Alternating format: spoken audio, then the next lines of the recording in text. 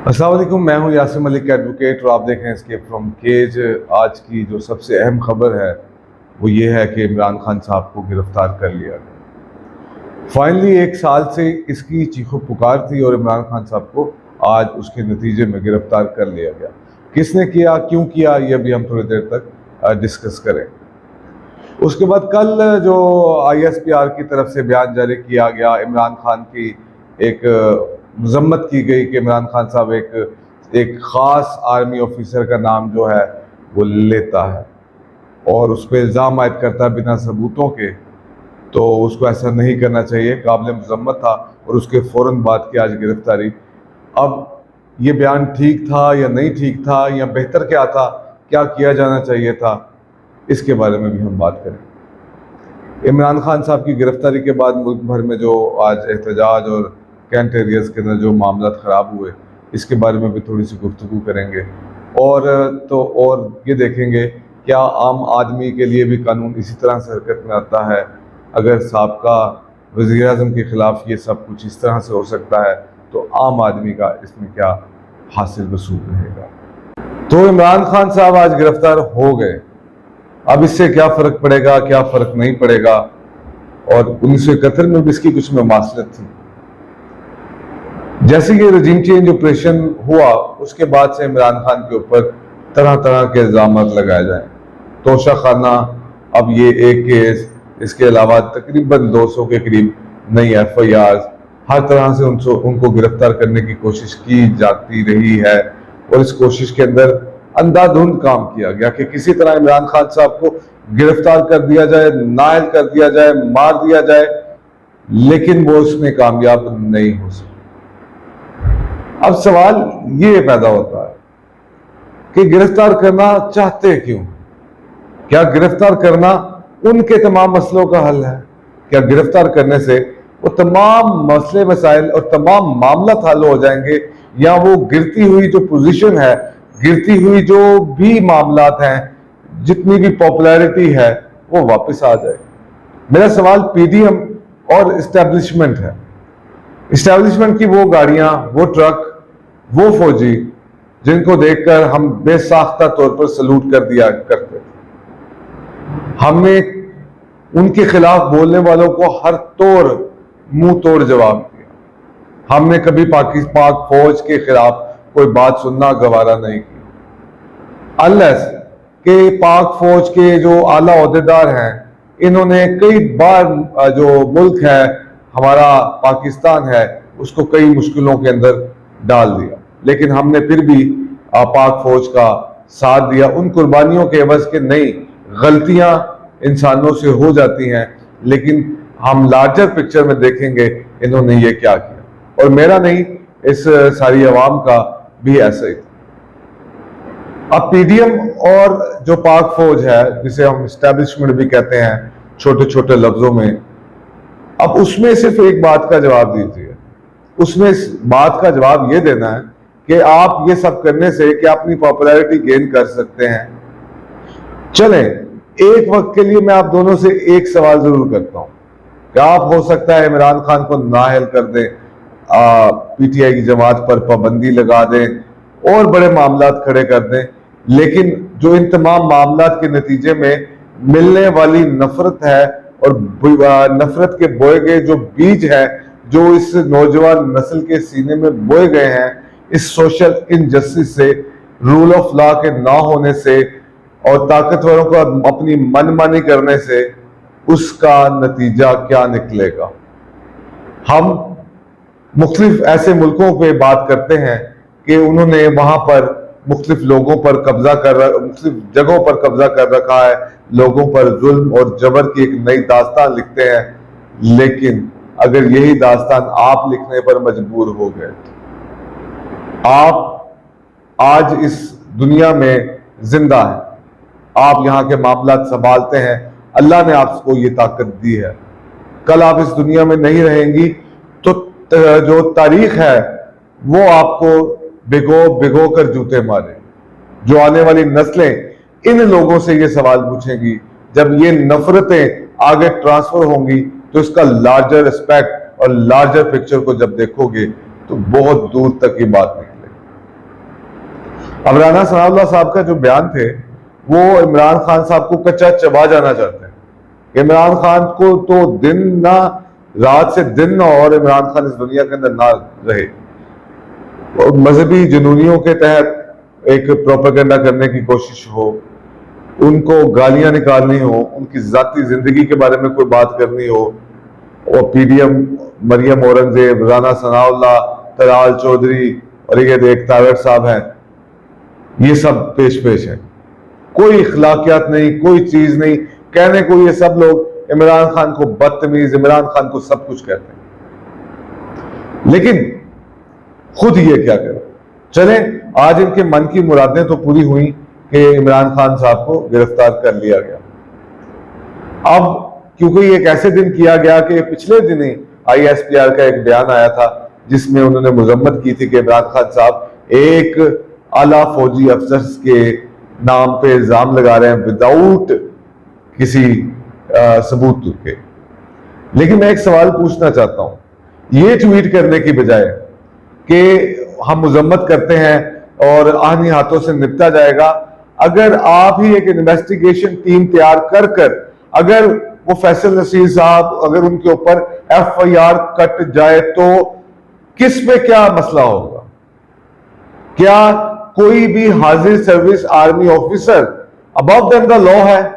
अगर मैं किसी शख्स के ऊपर इल्जाम लगाता हूं, मेरा ग्रीवेंस किसी शख्स के ऊपर है, बीइंग एन आर्म पाकिस्तानी, तो क्या मैं किसी के ऊपर इल्जाम नहीं लगा सकता?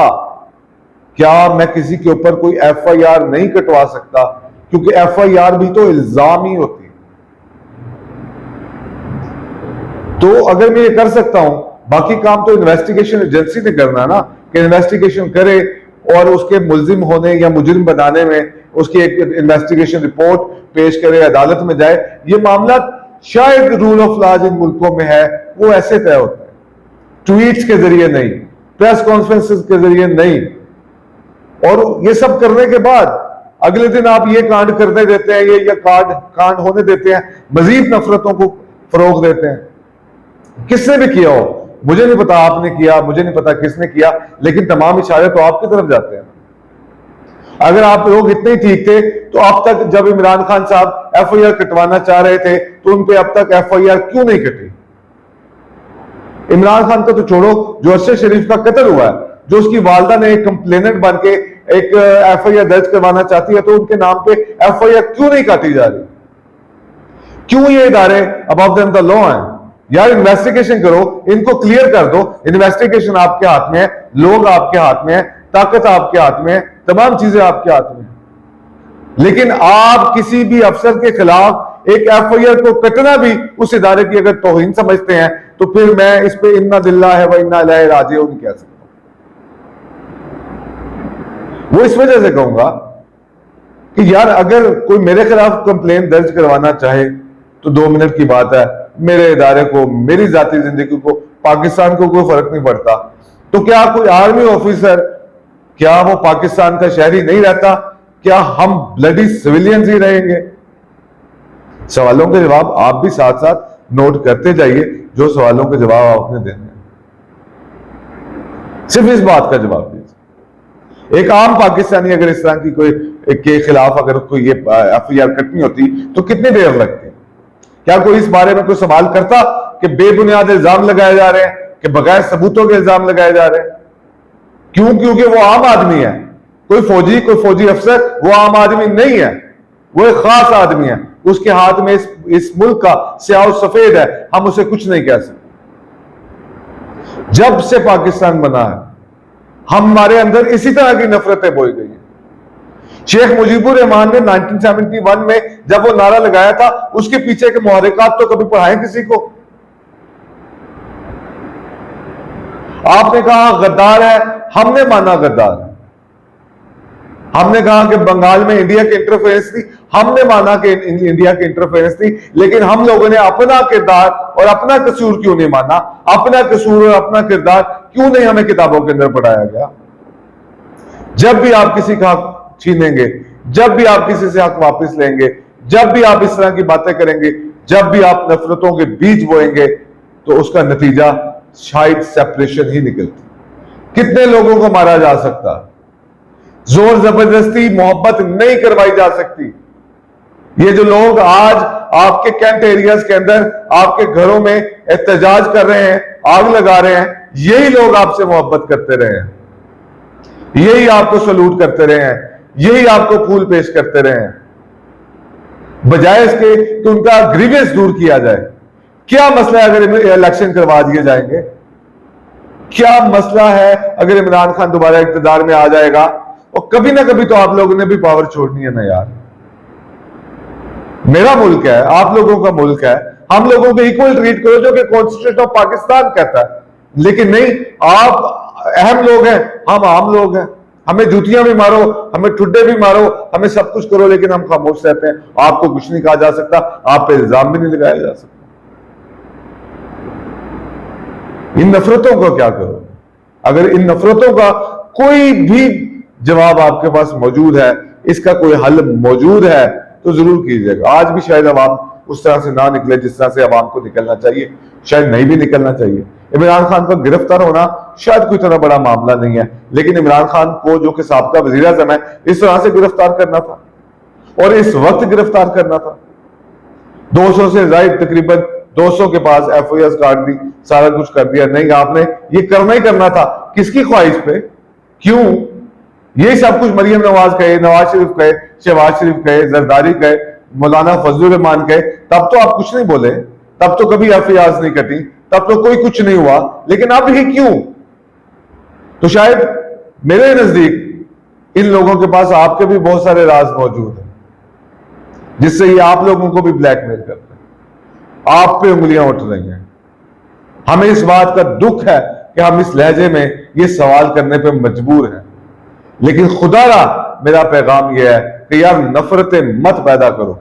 हम हाथ जोड़ के कहते हैं, हम हम्बली कहते हैं कि यार ये नफरतें पैदा ना करो, इनका नतीजा बहुत बुरा निकलता। आप इन नफरतों को निकाल दीजिए यार, इन्वेस्टिगेशन करवा लीजिए, कुछ इस मुल्क के लिए, कुछ निजाम के लिए, कुछ सीधा करने के लिए कुछ इकदाम उठा लीजिए। कहीं ना कहीं अपनी थोड़ी सी पावर को कंप्रोमाइज कर दीजिए। जरूरी नहीं है कि जो वजारत खारजा है, ये खारजा ताल्लुकात है, वो भी पाक आर्मी ने संभालने हैं, आर्मी चीफ जाके मिलेगा उसको। सिविलियन किस लिए हैं? ये बेवकूफ लोग हैं, इनको किसी मामले का नहीं पता। कब तक चलेगा? ये इब्तिदा हो सकती है। आज यहां तक, अगला कदम हमेशा इस कदम से अगला ही होता है, कभी पीछे का कदम नहीं होता। यही सवाल है, यही जवाब है। मैं तो इन नफरतों से डर रहा हूं।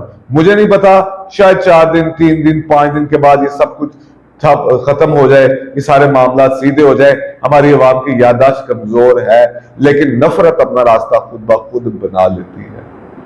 नफरतों से गुरेज कीजिए, नफरतों से आगे चलिए, प्यार बांटिए, कुछ शेयर करना भी सीखिए। इसके साथ ही मुझे इजाजत दीजिए। अल्लाह हाफिज।